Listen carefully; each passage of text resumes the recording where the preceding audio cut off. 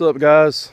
I guess after that little message I put out yesterday, felt like I should just go ahead and introduce myself, man. My name's Warren.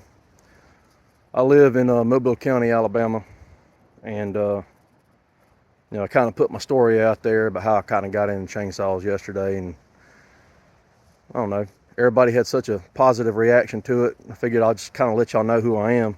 Oh yeah, there you go. My name's Warren. Like I said, I'm in South Alabama, man. I talked all that smack yesterday about how we don't really run chainsaws because we don't need it that bad when it's cold. We just do it when we need it. It's freaking cold today, man. It rained 2 days straight, and I mean downpoured. And I woke up this morning and it's 40 something degrees with about a 20-mile-an-hour wind, which I know that's probably like a spring day for y'all, but it's freaking cold down here. Anyway, man, I figured I'd just drop in, say hey, let y'all kind of know who I am, where I'm from, man. I told you the story how I got into it yesterday, and I figured I'd just show y'all a couple of my saws. So starting off from the biggest to the least, I'm actually missing two right now. I have a Tanaka 50cc that is with Corey Corp right now that he's porting. I can't wait to get that monster back. I tried doing that one by myself. Had great results, man. It turned it into a freaking screamer. But I blew the piston up on it. So I figured I'd go ahead and let Corey do that one. There's a lot going on with that saw. That's got a different cylinder, and I'm not used to the ramps in the uppers, and I don't know, man. It just it didn't do right for me. So I'm gonna let Corey handle that one. But right here I have a Neotech NH895 that I ported. Great.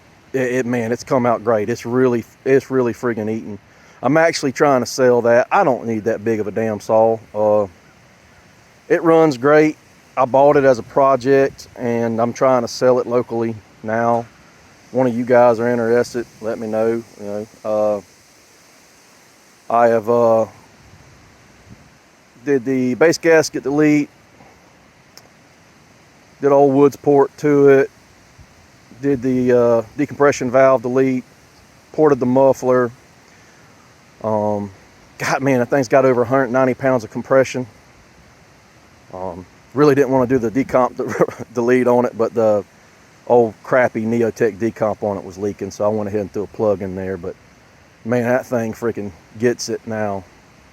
Right here I have an Echo 800P I picked up a few months ago from a pawn store. I paid $350 for that thing, and it is pristine. There is absolutely nothing wrong with that saw. It freaking gets after it. It really came alive after the port, and put a larger muffler port on it. I ported the muffler originally, and it helped it out, but man, it just, I don't know, it felt like there was so much more in that saw. I opened up that port by about another ½ an inch, and this freaking thing came alive. I love that saw. It's heavy. Like, don't get me wrong. It's as heavy, if not heavier, than that Neotech, but it's so friggin' smooth, man. It's a tank. This is a Husqvarna 365, all OEM. I got it a month or two back.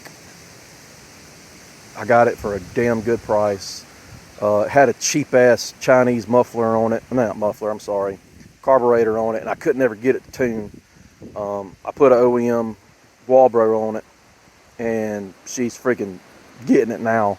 The only thing wrong with it really is the little, operator presence levers broke, and the throttle cable on it is stretched out. I ended up wrapping a bread tire around it to where I could get the proper throttle response out of it. This is my Echo 620.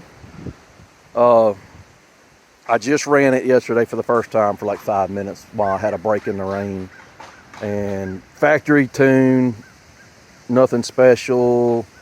It friggin' surprised me. Like, I was really impressed by that, man. I can't wait till whether or not I'm gonna get it ported or I'm just gonna do a base gasket delete and muffler mod, we'll see. But I'm pretty happy with it in stock form, honestly. I bought that because I do tree service on the side, and that's probably gonna be one of my go-tos for that. Husqvarna 395. I bought it about 2 years ago. Ported it myself. Turned it into a screamer. That's the first saw I ever tore into and ported. And it came out absolutely great, man. I don't know what's going on with it now. During a tree job I had a few weeks back, it started wanting to idle real high. So I ordered a new bellow and a metal clamp, put it on there, and ever since I've done that, I don't know, something's going on with it. I'm not sure if it has a leak somewhere. I've got it to crank a few times, but it will not idle. And now it won't even crank. It's got 150 something pounds of compression. Actually, no, it's got 160 something pounds of compression. So I don't know. I just got to get into it. I think it may end up being a kink line, or I don't know. We'll figure it out. This is a 257 that I just bought, 2 days ago, and I've only ran it for a second, but my God, man, this thing's in good shape. It looks brand freaking new. Runs excellent. I'm fixing to run it a little bit, lean it out, because dude's got it running freaking rich. Husqvarna 350. Buddy of mine blew it up. Told him, probably cost about $200 to rebuild it. And he said, you know what, just keep it. So I said, you sure? Yeah, man, I'm sure, go ahead. Man, he changed. I hate he did it. He pulled the OEM carb off of it, put a Chinese carb on it. Pulled the OEM coil off of it, put a Chinese coil on it. Did a couple other things that he thought he knew how to do, and he didn't. So anyways, I got it going now. I still got the Chinese carb and coil on it, but if you've seen the video, this little son of a gun's getting after it now. It's got a highway top end on it, piston and cylinder. Got a Woods port to it. I haven't tacked it yet. It's pulling about 155 pounds of compression, but man, she screams. This right here is a little Neotech NH841 that I won in a contest from Kevin Hanger. That was actually the first ported saw I'd ever put my hands on. And this little thing, for a 40cz saw, is a mean little son of a bitch.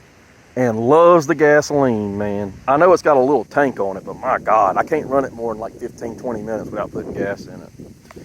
This little Echo 330, I bought that saw for $40, y'all, and it runs spectacular. It's a little dirty because I need to clean it up, but I mean, for $40, man, there's absolutely nothing wrong with that saw. It had a couple of bolts missing, and the pull handle was broke off, and I grabbed the pull handle off an old broke down saw I got in the shed and used it.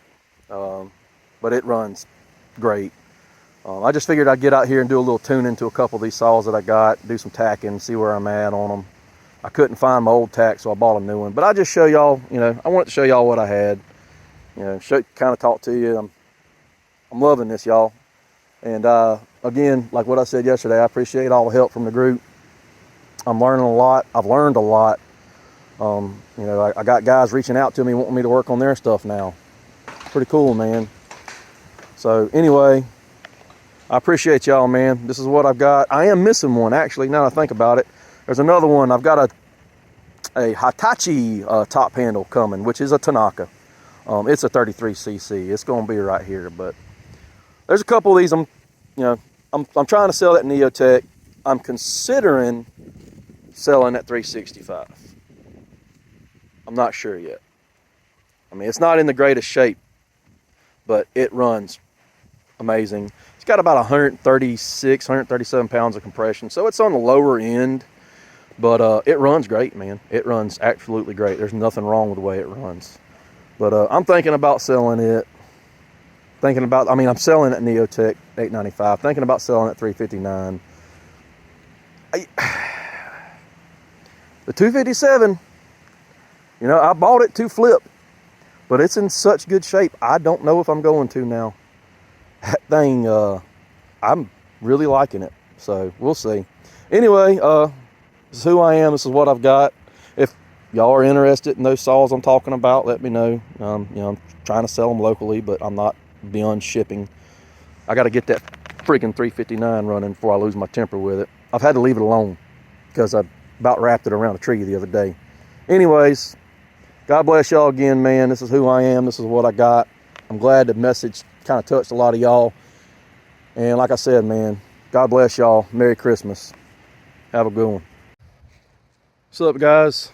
I guess after that little message I put out yesterday, felt like I should just go ahead and introduce myself, man. My name's Warren.